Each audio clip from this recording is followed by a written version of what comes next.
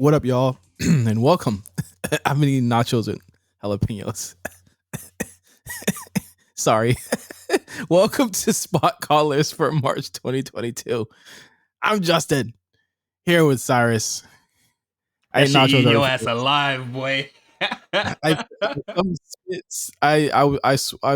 was talking and something went down the wrong pipe. No Dame Dash.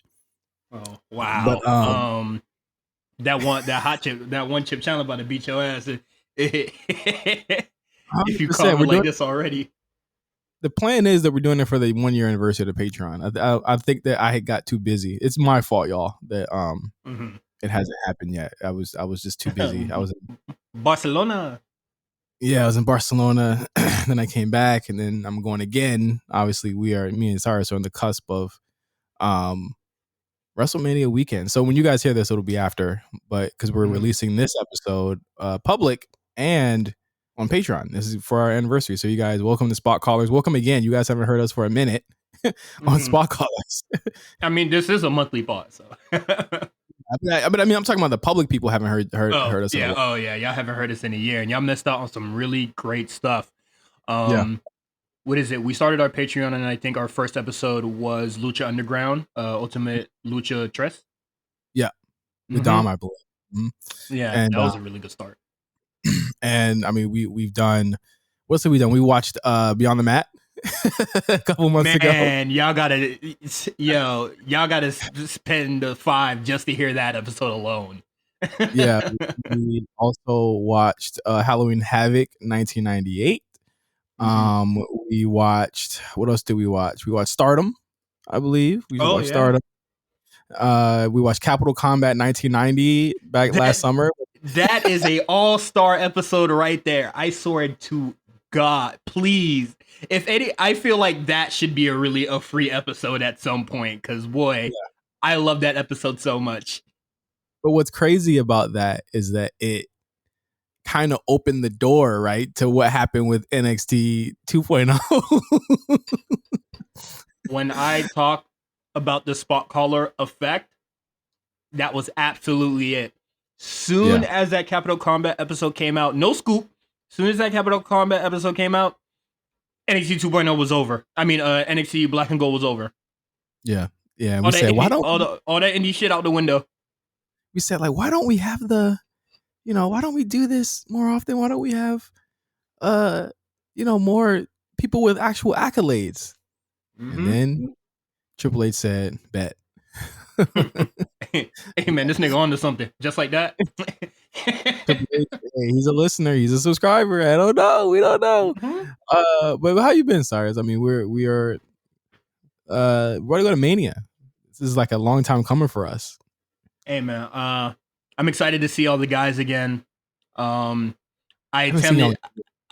intended the Bachelorette and the Bachelor Party in the same week, so I'm goated.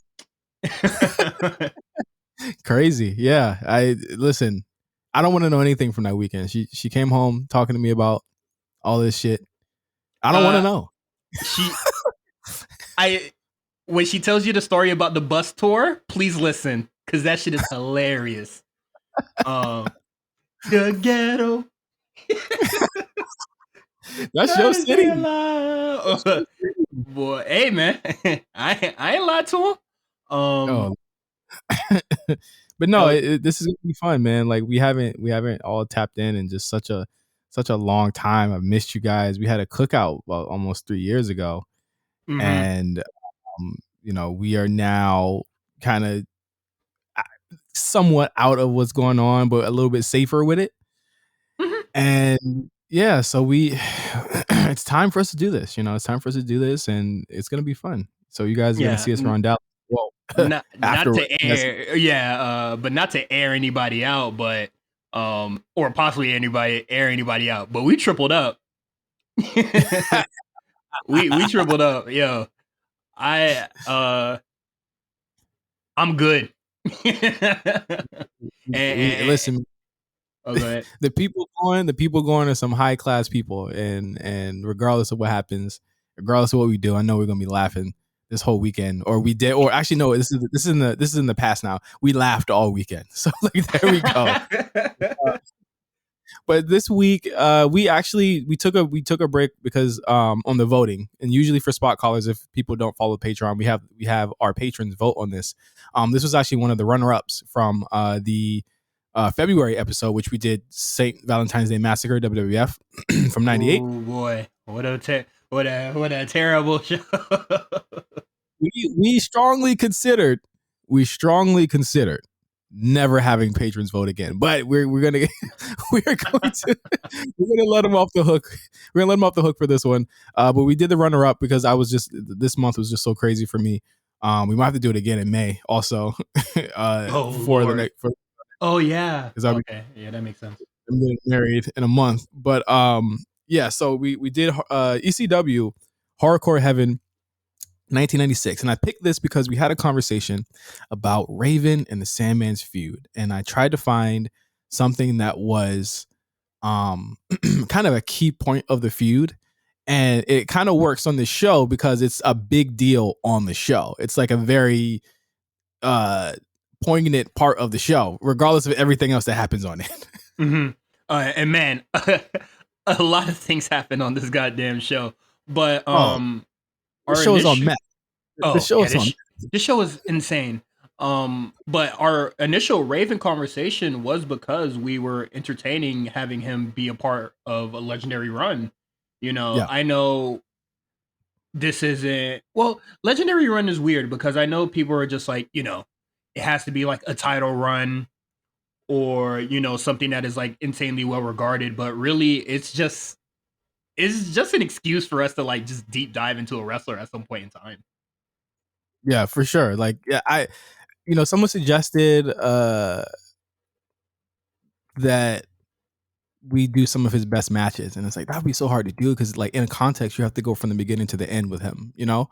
Mm-hmm. And we'll figure something out with Raven. He's one of my favorite wrestlers of all time. So, like, easily, you know what I mean. So, mm-hmm. We'll figure something out on that end, and me and Cyrus can probably do that. Maybe in place of the fucking G show, because I don't think I've ever. I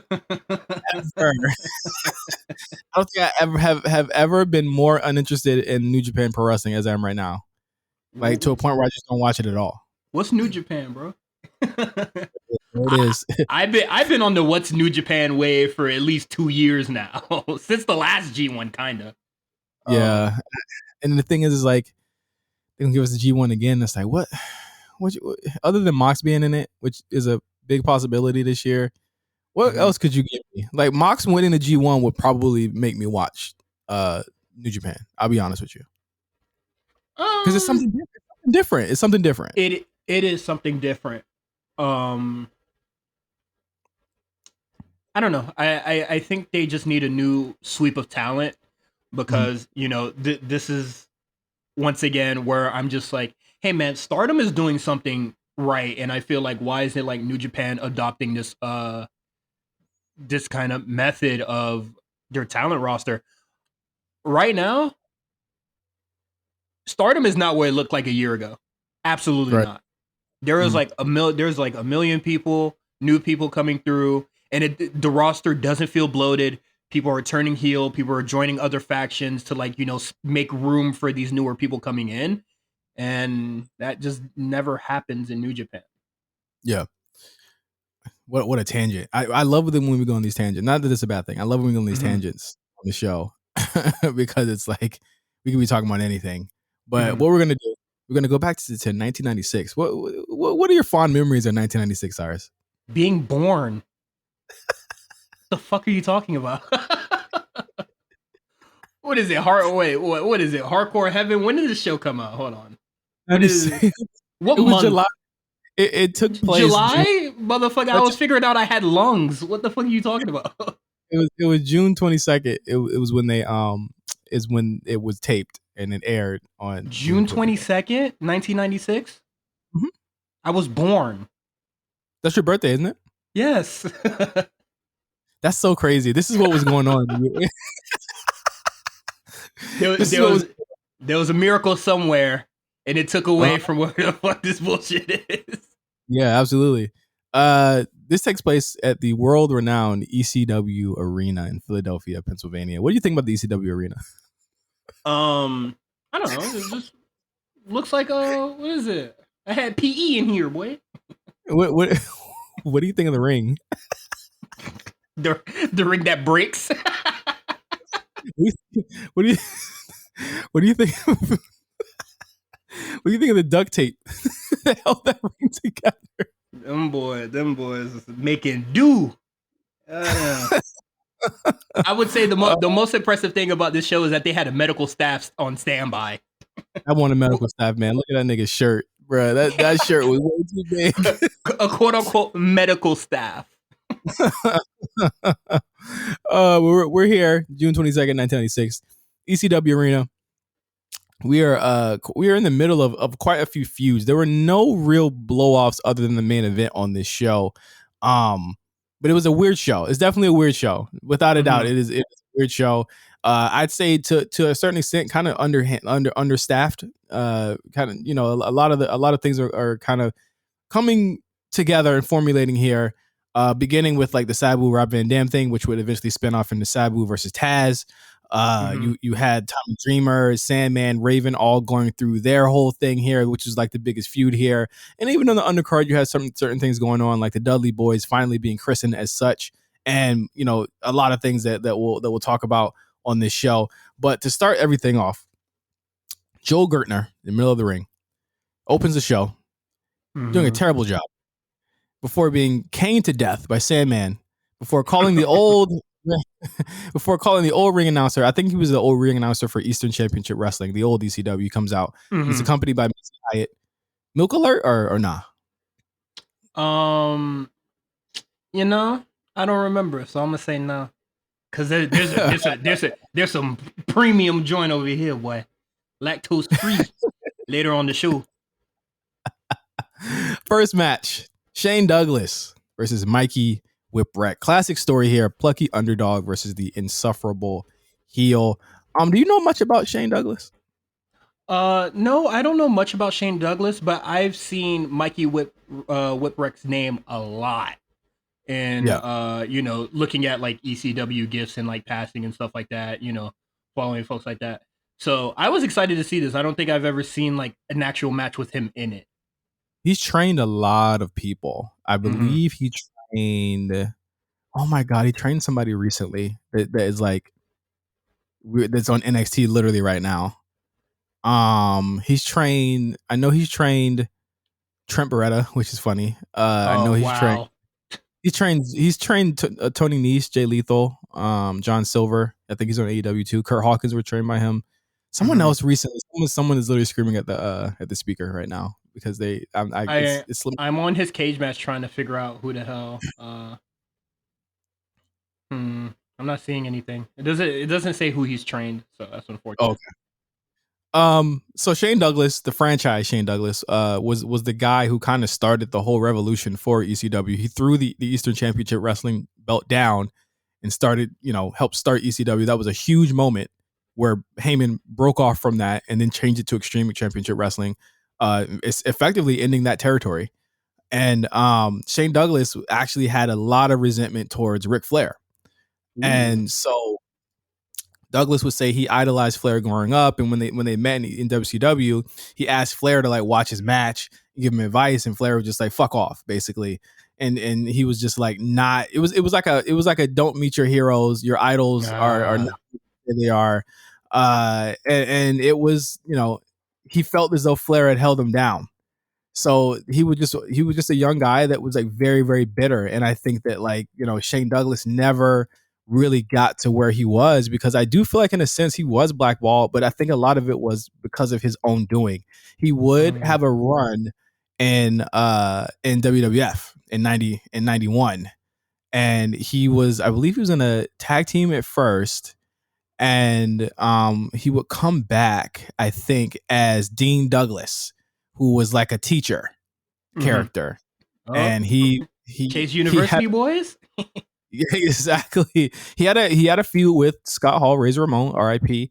And he was supposed to face Shawn Michaels in Your House 4, but that was the time when Shawn had got beat up at that bar.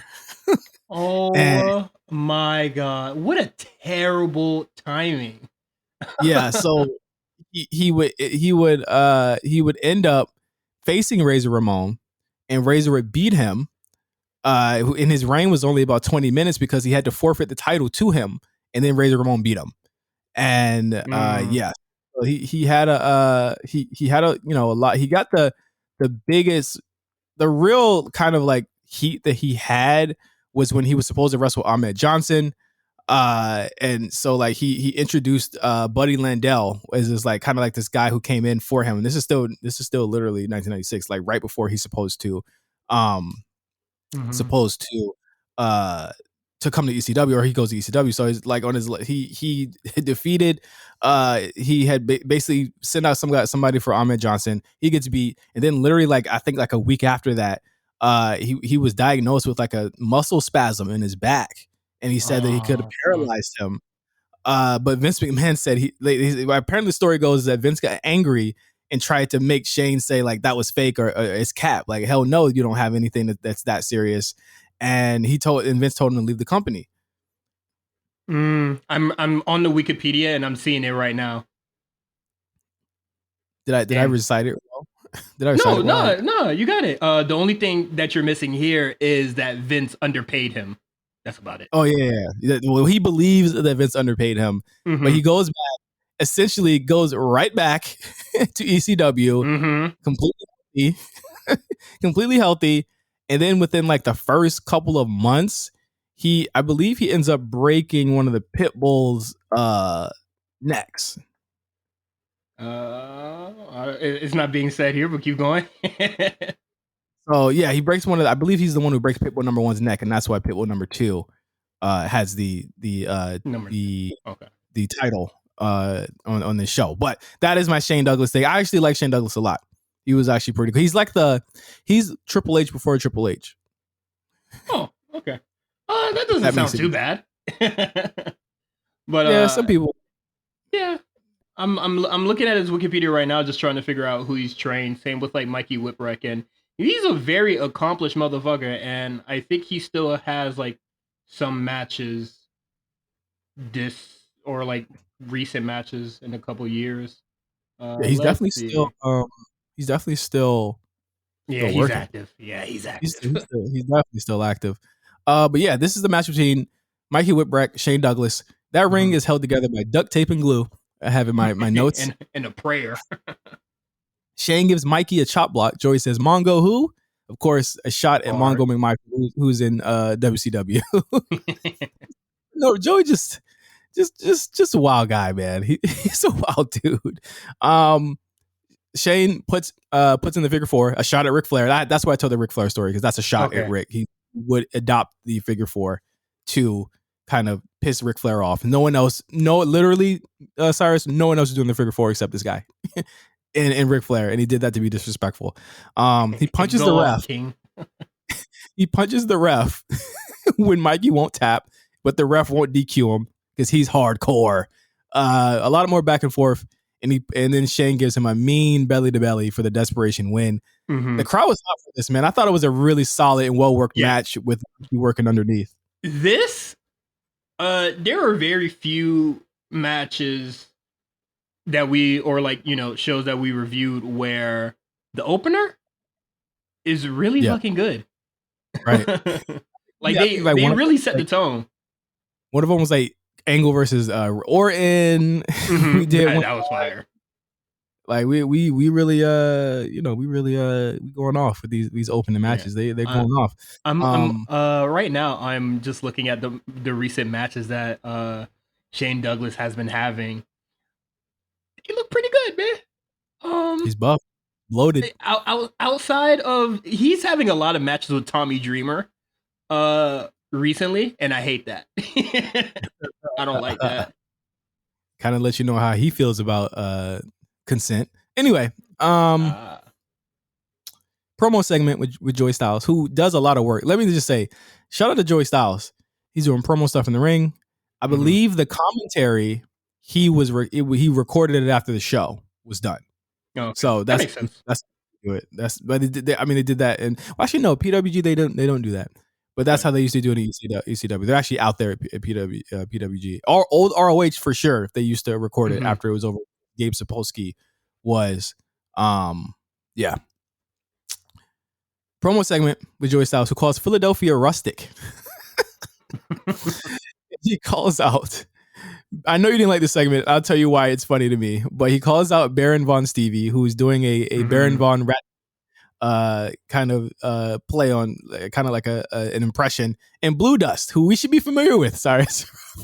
I had no clue he was on the show, by the way. You set me up, bro. That's it. You just set me up. That's okay. Stevie starts taking on the persona of Baron Von Ratsky, and he says that he found a woman for Raven that she a freak of the week, basically. And so he says all this. Blue Dust tries to give Joey head. There's a lot of back and forth here. Now run that back, huh? Run that back. Blue Dust tries to give Joey. Huh?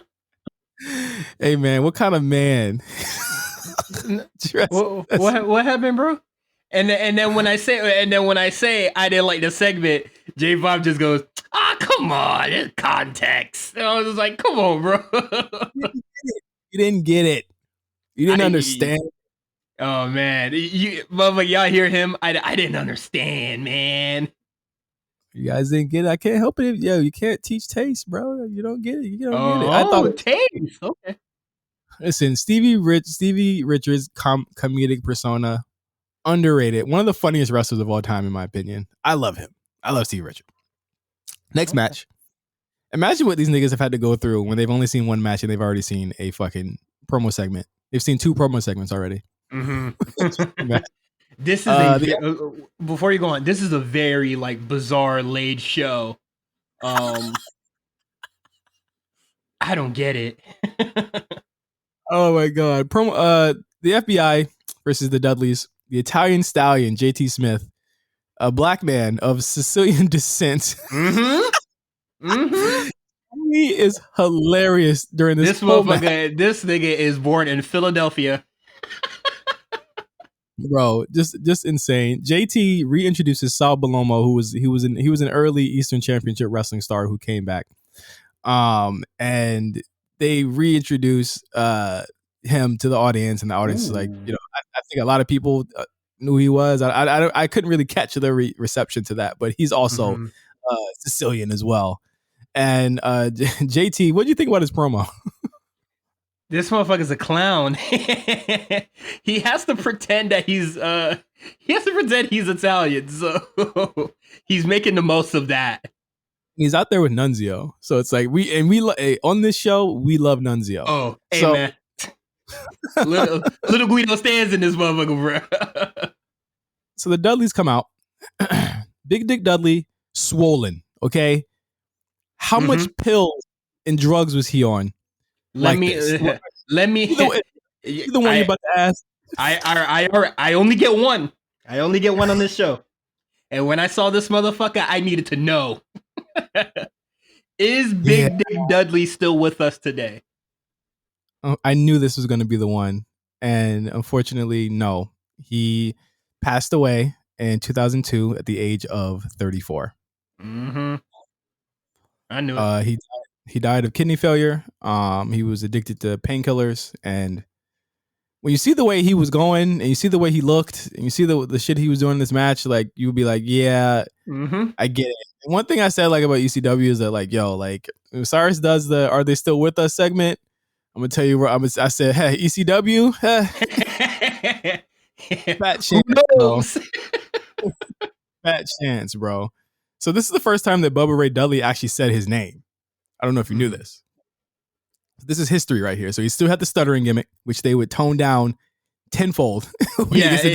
It seems like he's just like, I didn't stutter to make fun of him, but he doesn't have a real stutter. So it doesn't matter. I'm trying to be PC about it, but he's a little special. with his little gimmick. He's very playful, very childlike at his big age.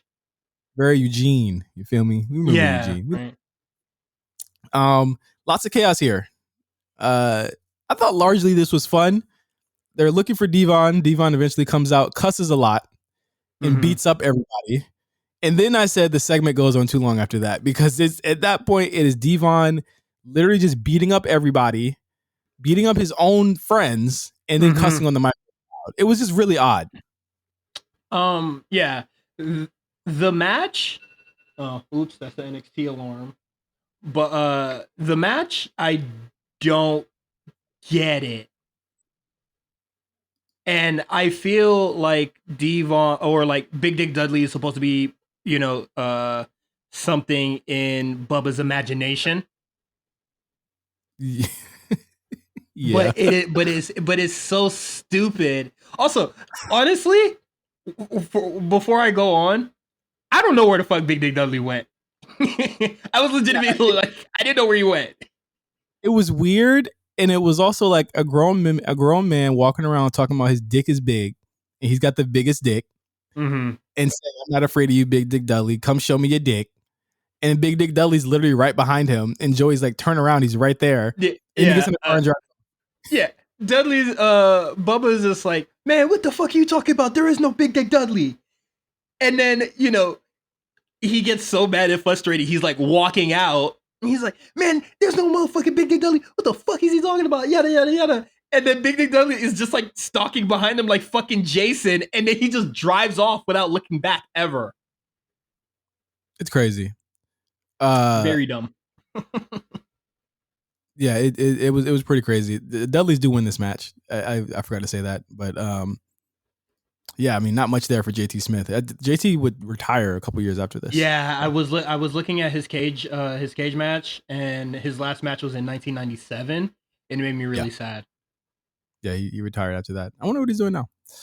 He's still with us. Oh, that's good. He is still because he's not in that. That's why. Shoot fight. Taz versus. You told me to look out for this one. Okay, so are you ready for this? This match is crazy, okay? Because this, how can we even start? How do I even start here? So Paul Verlaine was a UFC guy, and what they were doing, they were bringing in a bunch of people to face Taz that had actual fighting backgrounds. And the story goes is that the deal was like everybody in the back was scared that Verlaine was going to shoot on Taz. So he told somebody, I'm gonna shoot on Taz. I'm gonna really fuck him up during the match. So Heyman, listen, this is so deep, dark, shoot interview, dirt sheet shit. So be ready. Okay. He sent Missy Hyatt to Paul's. Paul Heyman sent Missy Hyatt to Verlaine's dressing room to promise him a blowjob if he goes through with everything. He was legitimately 6'8", 300. So like if in Taz is, as you can fucking see, not fucking with him. Okay, let's just be clear. Taz was not a tough guy. Yeah. Now that we know. Taz is like at his big short ass is not beating somebody that is fucking 6'8", 300 fucking pounds. So the first thing you notice here in this match, right, is that the ring is surrounded by Shane Douglas, Saturn, Cronus, RVD, who's in the main event, should not even be out there, but they're watching Taz's back in case he shoots, and they're not actually his friends in storyline because Taz didn't have any friends at this point in ECW. And so we get to the actual match here. He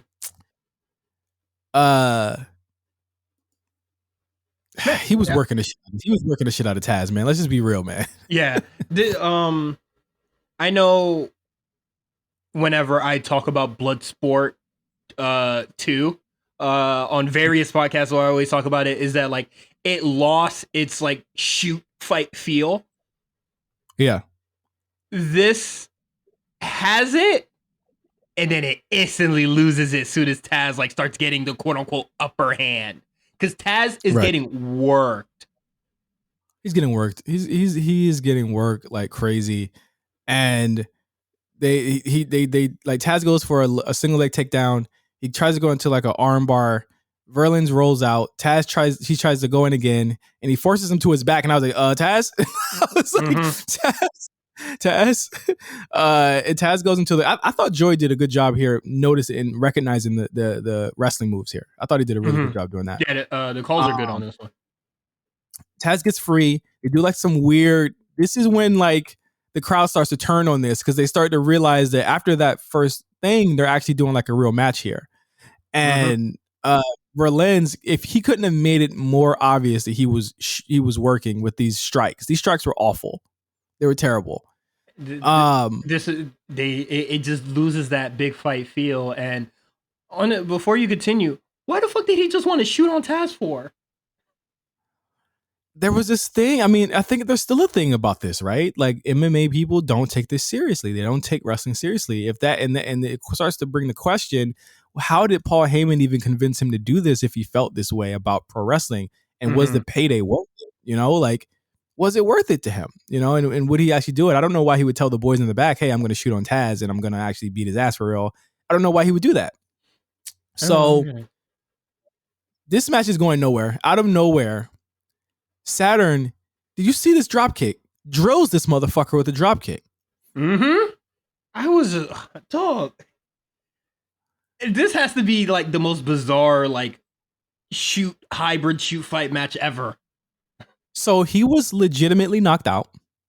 Taz pulls the Taz mission and wins.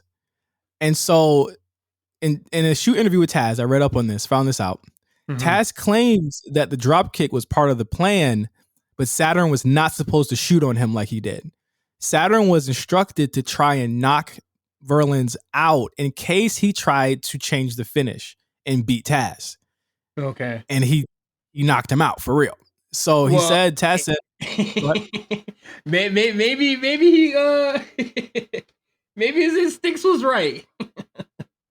This is the equivalent of like Bad Bunny trying to change the trying to be like, all right, now they try to go crazy on Brock in the Rumble. Yeah, nah, this is what we doing today. That type of shit. So Taz also said that Verlins was knocked goofy from the kick and that he had to lift him like, and that's what that was the weird part. Was like it looked like Verlins was out, and I would say for Taz that's pretty impressive to suplex the guy like that. He was like out cold. Taz cuts a promo.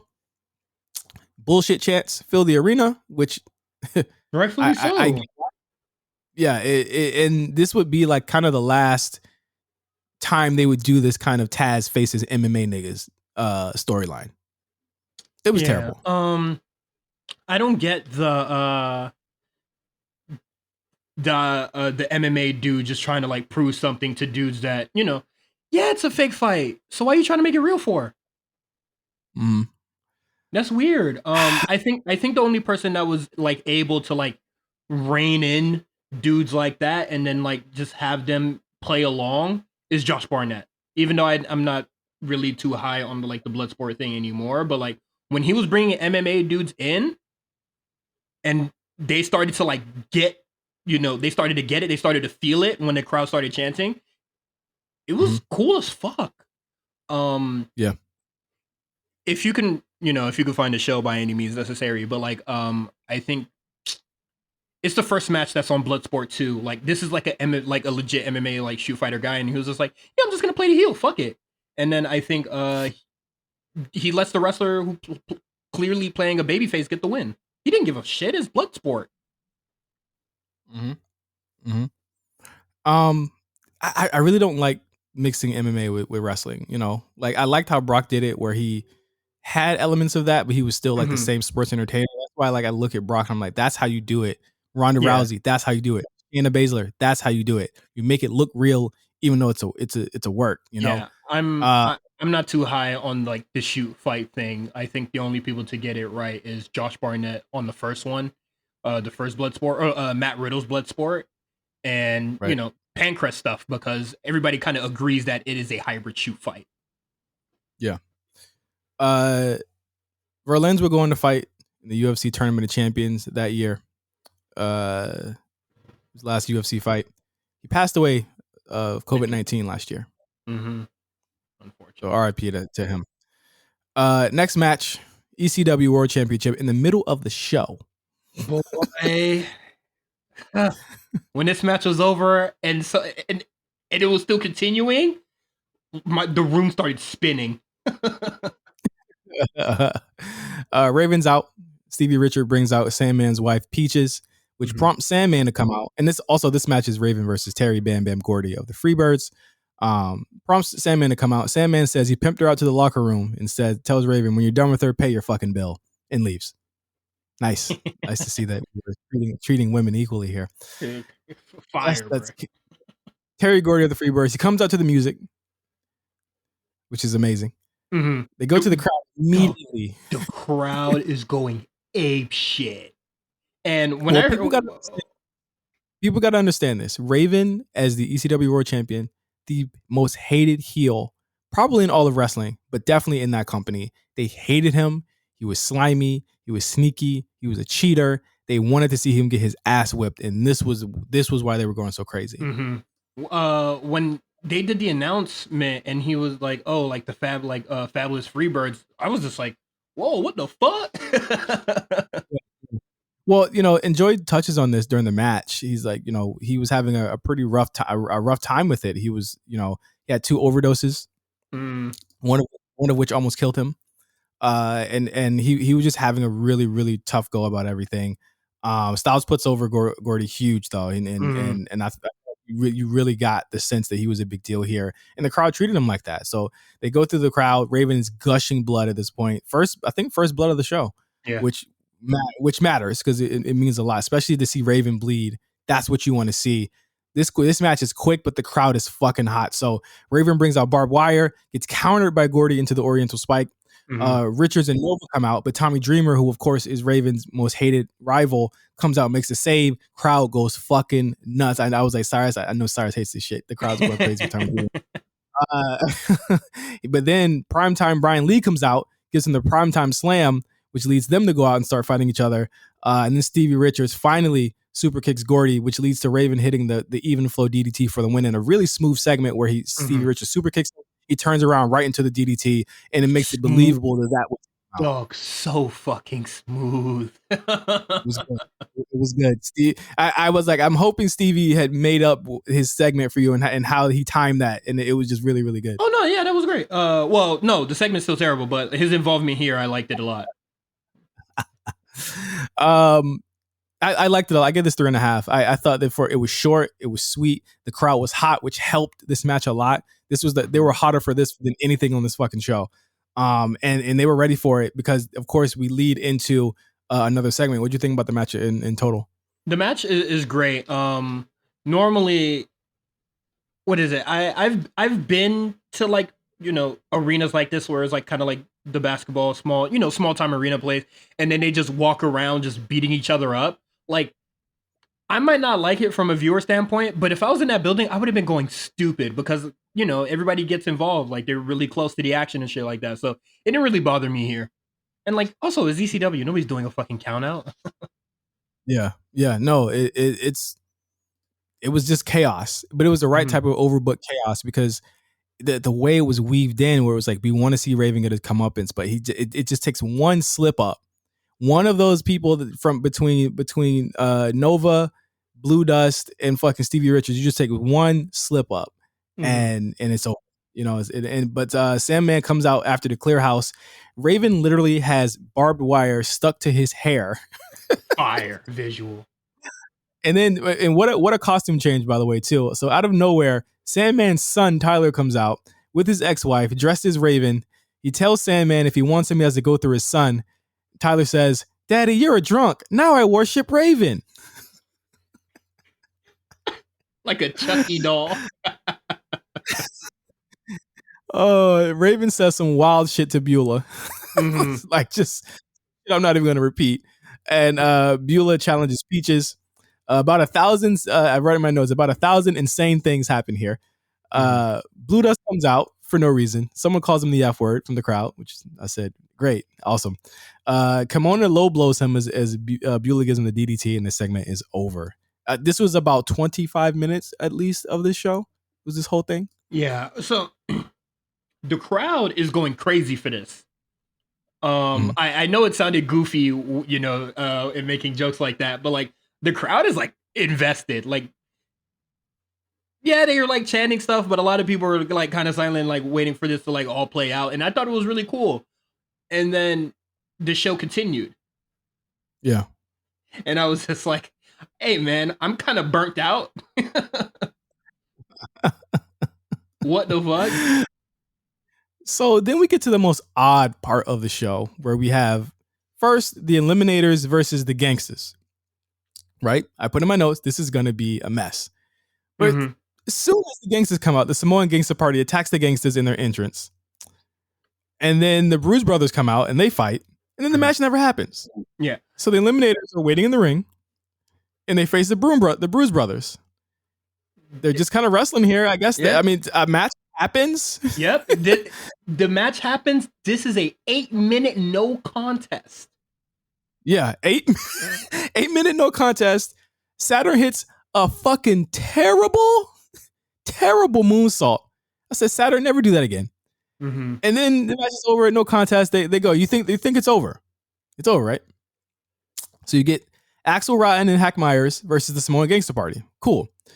The Samoan Gangster Party is Maddie Smalls, also known as Rosie, also known as Roman Reigns' brother, R.I.P., rest in peace, and Sammy the Silk, who is, I believe, Roman Reigns' cousin.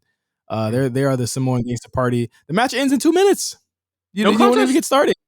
No contest. Because the Gangsters come out. All the tag teams come out, and it's time to brawl.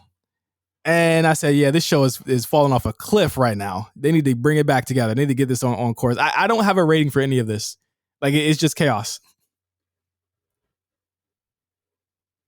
Like, it became like a situation where it was just like, yeah, this show, I don't really know what the fuck is going on here. Man. Like, they're fuck this. Fuck this. Like, you have a really good segment, which I feel like should really have closed out the show. Right. And then you have these just 10 minutes of bullshit. And it felt like forever. I'm sorry. That shit. They just beat each other for a really long time. And then, like, we're just talking about, like, the match time. This is not including the gangsters getting checked up on by medical staff. Yeah. All the other, like, kind of outside brawl. Like, all the stuff that's, like, in between. That is all just a fight. What is it? This is a 2-minute no contest, but we're not factoring in the whole locker room coming out to try to break up this brawl that they're having. And enjoy having to talk through all of that, and yeah, as if he can see what's going on. I have no rating for that, but I definitely did bring the show's quality down. It was going really well. It was. I was enjoying the show a lot. We get to the next match. Jericho versus Pitbull number 2, ECW TV title match. Shane, Pitbull number 1 has a broken neck. So I guess they gave Pitbull number 2 something to do until he got back. Man, if Jericho now can see Jericho then, or if Jericho then can see Jericho now, probably be a much healthier individual. What is it? Jericho hit the spin kick in this joint, and I said I'd pay for current Chris Jericho to try to hit that motherfucker. Oh yeah. So this is just okay. Francine's out, by the way. Ooh-wee! She's the handler. Wahoo! She's upset. She's upset. Like as if there's tension between her and Pitbull too. We get a stare down. Jericho doesn't really have the crowds react. Like he doesn't have the crowd yet. Yeah, which that's bizarre.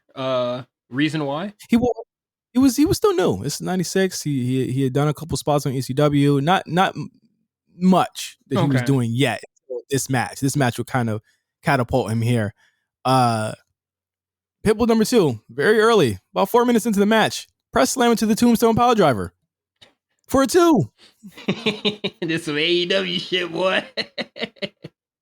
I said, huh? For a 2 count. Yeah, that's not great. I put in my notes, Jericho is massively unsafe here during the whole match. Yeah,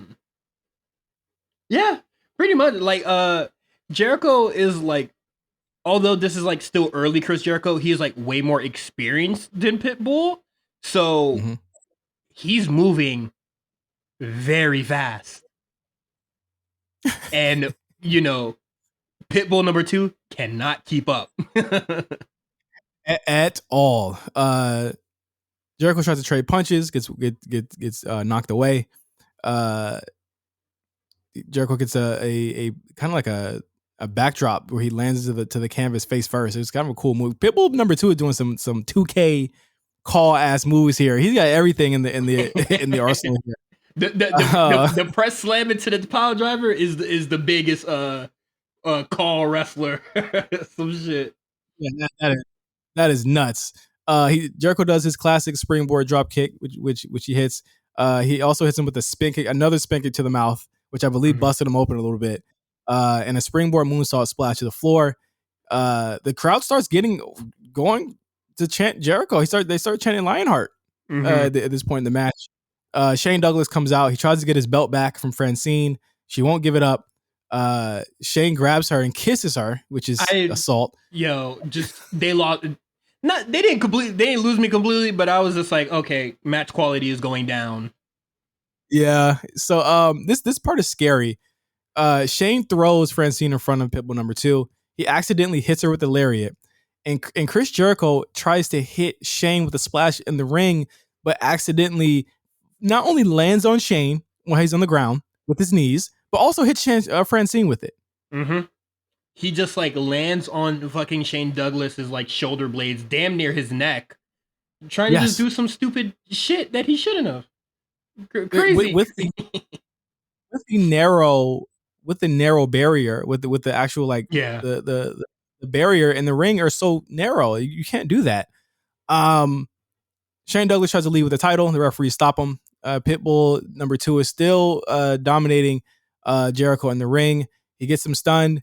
He tries to do Pitbull number 2 tries to do a super power bomb, but Jericho counters it into a super Hurricane Rana, and Jericho pins Pitbull number 2. I thought it was a little anticlimactic. I was like, for all the shit he was doing to you, that should not have taken him out, but I get it. Jericho wins the TV title, and he shakes hands with Pitbull number 2, and the crowd, they chant Jericho after that. It's pretty cool. Nice. Yeah, it was okay. The Shane Douglas stuff is like stuff I wasn't I didn't really need it, and for all the wild crazy spots and kind of like the unsafe shit, not to be disrespectful, but I kind of expected that here. So that really came to no surprise to me, but Shane Douglas coming out here kind of being a very huge distraction to the match is what really bothered me. Yeah. I thought you were gonna ask if Pitbull number 2 was still with us. No, he is not. Already, I get one, but yeah, he smoked. Yeah, he passed away in 2003, 1 year after Big Dick Dudley. He was 36 years old. Fentanyl overdose. Wow, shit. Yeah. However, Pitbull number 1, still kicking, still good. Next match, oh man, weapons match. So you can pretty much end this. Get in the show, boy. The thing that's weird about this is that the match, is it weird or was Peacock tripping? Was the match already in progress when we got to it? I feel like this is something that happened in the editing room, like in the cut. Like it feels like they just ripped it off a DVD or like a VHS, which most likely will happen. That might have been how they edited it on there, because it abruptly goes straight to the match. Yeah. Tommy Dreamer's music is on. They quickly go outside, as in outside the arena, and I said, "What the fuck were people doing in the arena during this? What were y'all doing? Like, were y'all just sitting there until they came?" I hate, like, for when they did it for Raven and Terry, everybody could see it. Yeah, you know, they were like highly visible, you know, in a high elevation, so people could see that Raven is still getting beat up no matter where you were in the arena. I'm not following you motherfuckers outside. I'm about to lose my seat. Yeah. And we got one more match after this. Like fuck that. I mean, this is like not a garbage match as in like garbage match, but it's like literally just hitting each other with no, yeah, that's garbage. Come on. Come on. Do you know Kamona's last name? No. Come on, I want to lay ya.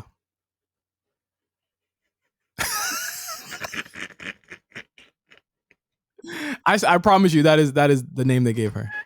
Hey yo, Paul Heyman funny as fuck, bro. Yeah. Oh, hold on. Instagram. Let's see what's cracking.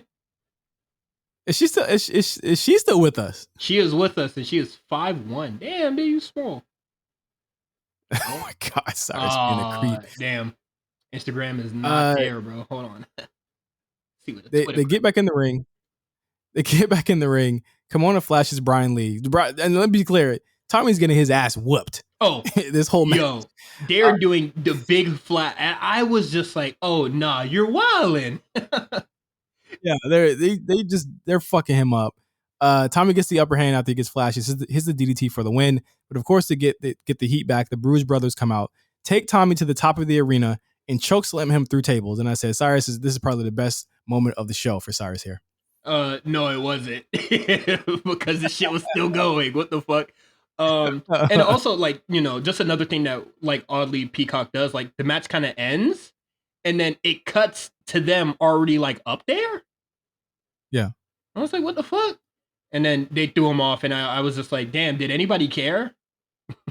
Probably because they took so long to get up there. That was probably cut for time. They're like, we got to get this shit over with. These niggas are taking way too much time. Joey says, "Oh my god, get an ambulance." Cyrus said no. So we do a weird cut here, and Joey says they had a 1 hour delay because the ring broke. So we get to RVD versus Sabu, and I said, "Oh, it's this match." I literally said out loud, "Oh, it's this one," and in my mind I said, "I'm sorry, Cyrus." So, between this match and the Tommy Dreamer match, there is a 1 hour delay. What would you been doing in that 1 hour? The show was like, you know, just sitting there watching them clean up debris and shit. Calling my mom on the payphone and ask her to come get me.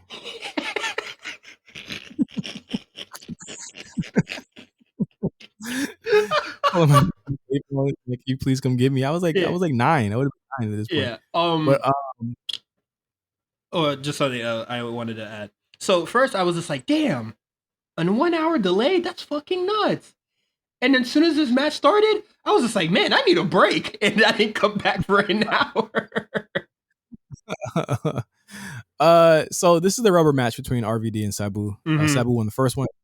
And RVD won the second one. RVD's the cocky heel here, getting way over as a heel, the asshole heel. Getting some good cheers and some good boos here. Sabu's wearing a neck brace. RVD's like pussy, and then Sabu pulls it off. Sabu immediately goes after the knee. Trust me, he's not going to do it for the whole. The whole one and done. So, mind you, the rope is broken. Sabu knows this. He hits RVD with a springboard leg lariat where he sits on the canvas. Okay, all right, cool. Sabu goes to the rope, attempts the counter to the backslide. The rope snaps, and RVD and Sabu kind of look at each other like, "Oh fuck," and the crowd's like, "Oh." So essentially, what I will give this match props for, because it wasn't as good as their first match. Right. Nor was it as good as the match where they both teamed up to go against Hayabusa, and I forgot who the other person was, but it's like a classic ECW match. But I appreciate them improvising with what they had here, and especially Sabu. Yeah, and you know they pretty much had no choice, and I feel like they did a good job for just improvising into the circumstances. So what does Sabu do? He hits a triple jump moonsault off the broken ropes. That shit was hard. That shit was fire. Sabu hits RVD with a chair, and the crowd's like into it when they realize they're actually going to go through with it, which I thought was awesome. Sabu gets in the ring, flies through the ropes with a fucking suicide plancha, jumps out into the crowd, and I said, "Yo, this nigga is crazy. I don't know how Sabu's still alive right now. He's done some wild shit. Goated, bro. Like this motherfucker's really insane with it. They are tossing chairs into each other's faces. They're fighting in the crowd. RVD hits a leg drop to Sabu, who's holding a chair like an idiot. They do some brawling. RVD tries to hit Sabu with an umbrella, which is like, what? So there's, but then it kind of slows down again, where like Sabu waits while RVD climbs with the rope and hits him with a senton with the chair, which was weird. It was like his weird senton where he does a flip. And I was like, what the fuck was that? One of the craziest spots to me in this shit was RVD lays down the chair, but like with the legs up and does the monkey flip. I said, hey, yo, bro, this nigga's the GOAT. This chair is laying upside down, not flat, upside down, open. And Sabu's lucky that he landed in between that shit, because that could have gone terribly wrong. Like, hey, man. Terribly fucking wrong. Motherfuckers want, like, I say this every time we see motherfuckers like RVD on the show. Why is nobody stealing this? I know. Yeah. This shit hard. Sabu eventually does a slingshot Arabian press guillotine while RVD hangs off of the ring ropes. They go outside. Van Daminator. Love that move. Come on. Why is nobody stealing that, bro? Just this is some crazy stuff in this match. Like, they are just doing spot after spot after spot. Triple jump DDT through a table. Crowd goes nuts. He sets up RVD to try and do another triple jump, but the broken ring, it breaks again. But I think this was an attempted work here, because Sabu lands on the ropes. It was supposed to be like he's playing off of it, which is, again, smart. Really good psychology. RVD springs up with a good side kick, kicks Sabu out the ring. Just so much shit happens here. Van Dam tries to hit him with the Fisherman Buster. He had beaten him with the Fisherman Buster at the last time they faced each other when he won the match.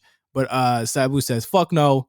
Eventually gets up to the top of the ring and hits the somersault guillotine leg drop with a chair. I know his fucking hips were screaming after this.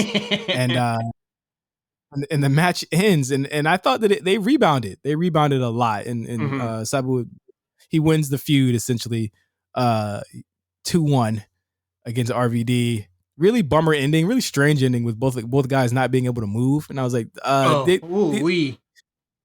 saw a nigga take a press slam tombstone. I'm pretty sure these guys are okay with the shit they were doing. What is it? Sabu leg just starts twitching and shaking. I was like, hey, man, you good, bro? They're trying to stretcher, what is it, RVD out with no stretcher. Oh, yeah. What the fuck? Because I told you, those are not real EMTs. They're not real EMTs. Just niggas in black polos. And big ass shirts with the cross on it. I thought it was good. I think that the issue with this show was that the beginning was really good. The middle is very long. This is a 2.5 hour show, 2 hours and like 40 minutes. About an hour of this show is dedicated to absolute bullshit. It was like the tag stuff was ridiculous. I think everything that involves a tag team is terrible on the show. Yeah, it was pretty bad. And their tag division it would get better. I will say that. But right now it was pretty fucking dire. And they were still holding on to guys that didn't necessarily need to have this role there. But I mean, the core of it, like the Taz stuff was kind of just weird and terrible. The tag stuff was weird and terrible. I just don't see how you do that after doing that Raven program and then trying to actually finish it. Like, I feel like they spent so much time on that bullshit, and that's why the ring was breaking, because there was just too many big niggas in there trying to do stupid shit. And that's the fucking Samoans doing a goddamn splash. Yeah, like it, just too much stupid stuff going on. And I think, like, as far as it, like, the show has really good matches. I thought Shane Douglas, Mikey Whipwreck is really good. I think just for a spectacle, the Taz stuff is something you should watch just to see all the bullshit that happens. Raven, Terry Gordy is good. Pitbull number 2 in Jericho, it has its issues, but I thought it was very good too. And the main event's good. Like, but the only thing that makes me thumbs in the middle is that who's gonna want to sit through all of that shit in the middle? Yeah. I'm And I'm scrolling through Sabu's like recent matches. You want to see Sabu versus Pete Dunne, bruh? well, it actually might be hard. It's That might be fire. it's a no disqualification match too. Yeah, we might have to grab that one. Is that Progress? PCW. Oh, PCW. Okay. Yeah. Okay. I'm gonna look for it. Yeah, let's check that out. But yeah, that was ECW Hardcore Heaven 1996. We are done with this month for Spot Callers. Of course, if you're a patron, if you drop $5, you have the option to vote on what we're gonna watch next. And we're gonna be back in April with I don't know what we're gonna watch. We could watch a movie, we could watch anything, and me and Cyrus will talk about it. But yeah, Cyrus, anything else you want to say? I love when we review ECW shows. It's all really great fun stuff. I love seeing RVD wrestle. He's kind of my all-time favorites. I would love to revisit or do a legendary run for Raven in some sort of capacity, even if it's just a compilation of matches. Whoa. What if we did legendary run Rob Van Dam? Which run would you do? I don't know. But I don't know. I'm with it. Because the thing about RVD is that we can't really tap in with WWE because we've done One Night Stand. Yeah, we did this year, and it would have been that run ain't really a run. You know what I'm saying? For his WWE title, I mean, it was fun. TNA is an option. ECW is an option. A lot of that stuff is an option. So we'll see. We're currently brainstorming a new season of Legendary Run. If you don't subscribe to the Patreon, Legendary Run is a series that Cyrus and I do where we walk through a year of a wrestler, one of their best years. So we've already done Batista, we've done Kenny Omega. We're looking for season 3, so stay tuned on that. But for everyone checking out on our public feed and everyone on Patreon, thank you guys for listening. For Cyrus, I'm Justin. Thank you for listening to Spot Callers, and we see you, some of you, next month. Drop the 5. Peace out.